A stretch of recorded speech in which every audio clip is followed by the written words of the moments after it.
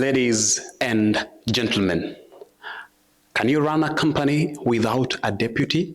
Can you run a school without a deputy? I don't know if that is possible on your end, but on my end, I really can't run a company without a what? Deputy.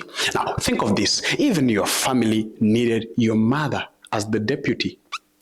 Anything that is successful has what we call the deputy. We need helpers. Now, in language, we have deputies. Now, when you've begun saying something or constructing a sentence, I taught you about the noun in lesson 2. Now, I'm teaching you about the deputies and who and which and what are these deputies?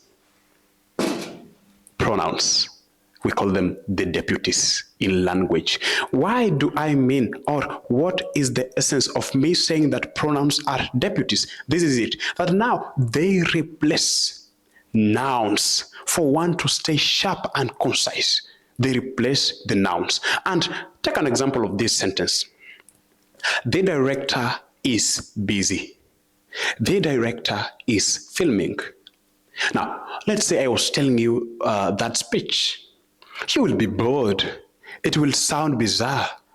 Unlike when I say, the director is busy. He is filming. Now, think of that. That makes much sense. That is very, very grammatically correct. The point is this, that now in language, when you're speaking, make sure you use deputies. Make sure you use bridges. Don't just say words and repeat yourself. Because I heard someone speaking today when I was walking across the streets of Brivibus. I heard this, that now John was running. John was trying to make sure that he gets to the bus stop. Now, that is tautology in English grammar, meaning he or she has repeated himself. It could have been better if you say, John was running. He was heading to the bus stop.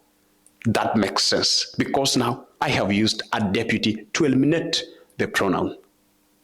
Not really the noun. I was checking on your attention if you are alert now. Let's now get to this. Now, we have now types of pronouns.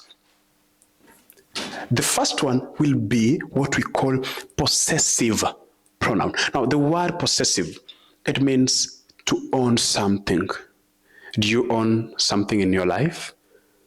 Are you an owner of something? Do you possess something? Now, these are examples. Me, yours. Have you ever heard of someone saying that you are mine? Or have you ever been told that you are mine? Now, that is what we call possessive pronoun. For those ones of you who use possessive pronouns daily, comment down there below so that I can know if you are a fan of possessive pronoun. And we also have what we call personal pronouns. Now, personal pronouns, these are the basic pronouns that we have. For example, we have I, she, he. They are personal pronouns. And we also have what we call reflexive pronouns. For example, they are very simple, reflexive. They end in myself, herself, himself. Now, in plural, I can say themselves.